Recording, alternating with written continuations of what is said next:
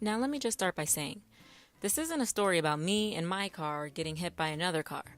Oh no, this is the story about when my pedestrian body was slapped by a minivan.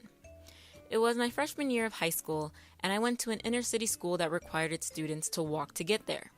Well, I guess technically you could get a ride if you had that luxury, or you could drive if you had a license, but I'll say about 90% of the population walked, however many blocks, from their house to the school. So here I was, just a block away from the school that was right over here. And do you see this unmarked corner just across the street from me? Yeah, remember this for later.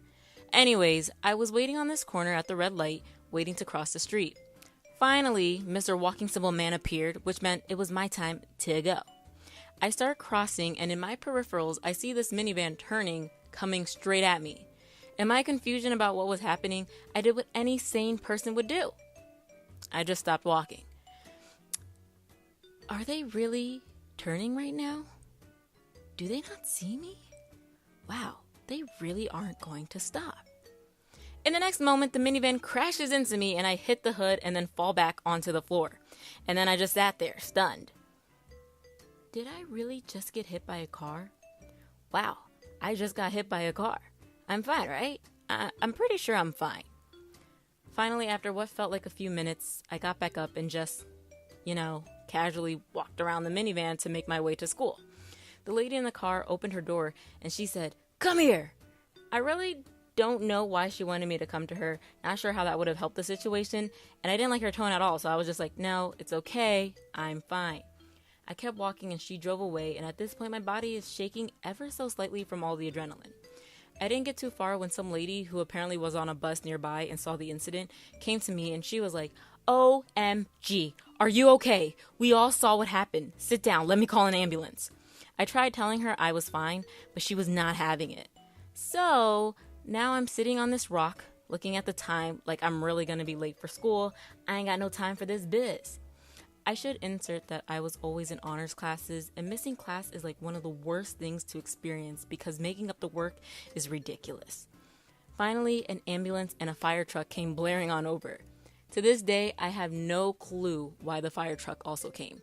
My best guess is that they were afraid that being hit might activate a chemical reaction within me that may cause me to spontaneously combust. Or maybe it's just protocol, I don't know. So the ambulance man is asking me a bunch of questions about my entire history, like, are you pregnant? No. Are you sure?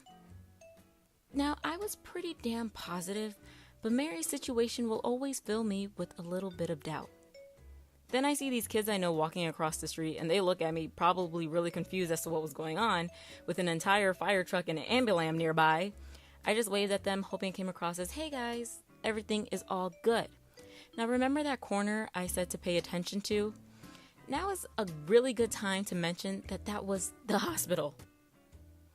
I could have literally walked myself to the hospital. And like I told everyone, I was fine. But no, the adrenaline in your body may have you thinking you're fine when you may have broken bones. The ambulance even made me lay in a stretcher. Like I literally told them, "Nah, it's cool." And they were like, "Nah, but you gonna lay here." And although I'll admit, it was kind of cool to finally experience riding in an ambulance. But it was definitely a waste of time and most importantly, resources. Not to mention, they actually tried to bill me over $1,000 for it later. It's not like I called the ambulance, and I will neither confirm nor deny if we paid for it. Anyways, the hospital determined that I had nothing more than a few bruises I would feel the next day when the adrenaline wore off because, like I said, I was fine. And my family was all like, "Why didn't you pretend you were hurt? You could have had a lawsuit and we could have had more money." Like, I'm sorry I wasn't seriously injured.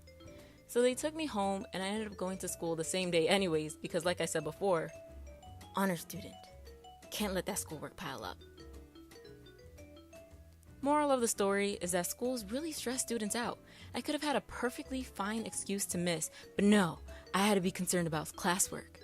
Another moral, sometimes you follow all the rules and life still throws a minivan at you.